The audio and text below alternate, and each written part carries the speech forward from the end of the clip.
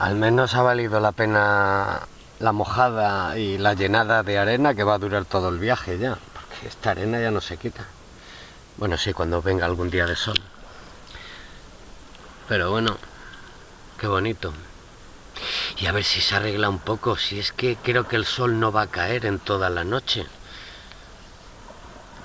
A estas alturas que estoy, en estas latitudes, es para que este sea el sol de medianoche, o sea que la bola esté allí haciendo rojo. Creo. Son las... ¿Qué hora es? Las 11 menos 20. Y vamos, si no hubieran nubes, estaba dándome el sol.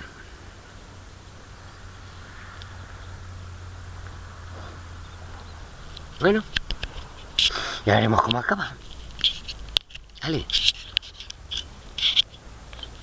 A un vistacico más, venga, va. Me lo estabais pidiendo. Es que por allí también queda muy bonito todo lo rojo, ¿eh? Venga, dale. Joder, ya están cayendo gotas. Tenemos una nube encima, ¿no? Muy gorda. Se acaba lo que se dio.